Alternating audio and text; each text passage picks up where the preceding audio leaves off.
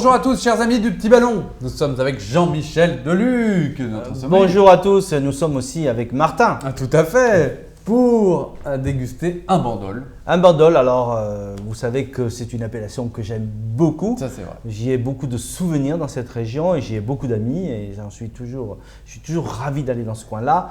Mais Bandol, c'est peut-être la mer, mais c'est aussi de superbes vignes en restanque, c'est-à-dire en terrasse qui descendent vers la mer. Et c'est le cas du Moulin des Costes. Eh bien, parfait. Moulin des Costes 2009. Alors, nous sommes dans les domaines Bunan. Donc, Moulin des Costes, c'est une des premières propriétés des domaines et qui est sur la Cadière d'Azur. Rien que le nom déjà, c'est beau. Au Castelet aussi, donc village médiéval absolument magnifique. Avec un circuit voilà, de voiture, et on descend un petit peu sur Bandol également. Donc, ces terrasses caillouteuses et argileuses qui descendent sur la mer, on a de la fraîcheur. Mais on a aussi un des plus beaux cépages qui soit, c'est le Mourvèdre. Et les bandoles rouges sont signés de ce cépage parce qu'ils ont des vins, ça donne des vins structurés. Vous ne croyez pas en short les pieds dans l'eau. Là, c'est des vins qui ont du répondant. D'accord. Non, ça fait peur. Hein. Non, ça ne fait pas peur, mais ça surprend parce que les gens pensent effectivement à Bandol, on fait les superbes rosés, hyper célèbres, peu de blanc, mais les rouges sont moins connus. Et ce sont des rouges au même titre que les Bourgognes, au même titre que les Bordeaux, qui peuvent vieillir, qui peuvent évoluer et qui peuvent offrir autant de complexité, d'élégance et de race que ces vins-là. Ah bah parfait, ça me plaît ça. Voilà. Alors à l'œil, c'est beau. Alors à l'œil, bonne intensité. Alors on a Mourvèdre pour la majeure partie, 72%.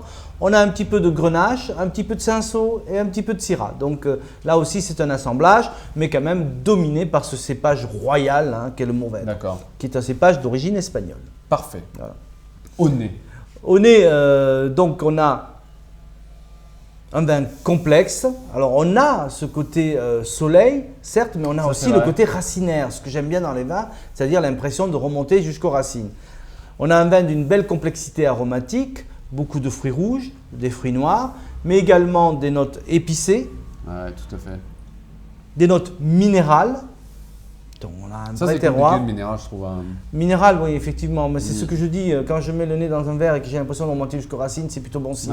Ça veut dire que la vigne a souffert et les meilleurs vins du monde sont que sur des vignes où rien d'autre ne pousse. D'accord.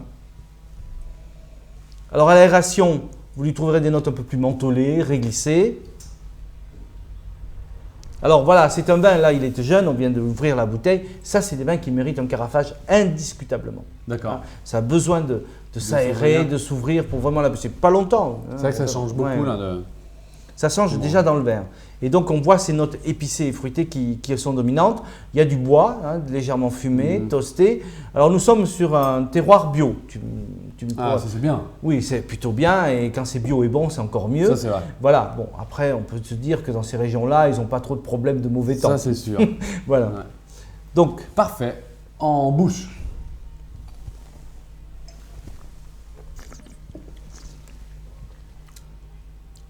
C'est vrai que c'est bon. Ça en jette. C'est vrai que c'est bon. C'est souple, c'est velouté et puis tu as l'impression que ça prend tout le palais. On a toute cette trame épicée qui est croquant, et les tanins croquants, une matière mûre, fruits. Donc assez surprenant. On ne s'attend pas du tout de ça quand on est sur le bord de la Méditerranée. On pense plutôt vin de vacances, pas du tout. Là, on n'est pas en vacances, on travaille. C'est du grand vin. Au bord de la plage avec ce petit Bandol, je pense. Donc très mûr, très soleil, mais aussi une belle structure, une belle fraîcheur acidulée. Des tanins qui tiennent le vin sur une très bonne longueur, on sent qu'on peut aller encore plus loin. J'ai déjà dégusté des bandoles de 20 ans, 25 ans, il n'y a pas de surprise, c'est sublime, sublime.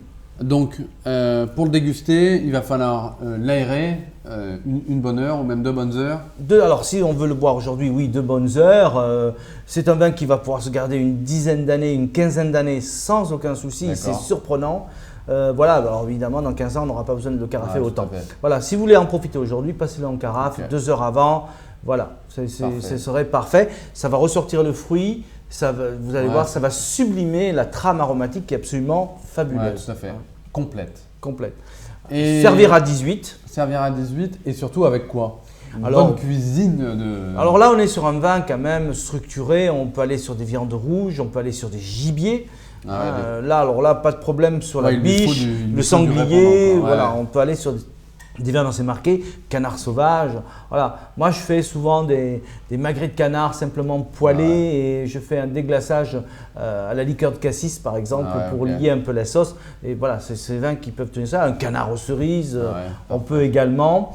On peut aller aussi sur du lièvre, hein, ça tient le coup sur des. Donc des viandes un peu costauds, quoi. Mais bon, magret de canard, un beau carré d'agneau, comme je fais piquer aux anchois. On va être bien avec ça. Là, on va être très très bien là aussi. Un jour, on vous inviterai. Et fromage puissant. D'accord. Un fromage relevé, Livaro, Maroilles. Du costaud. Voilà. Ok.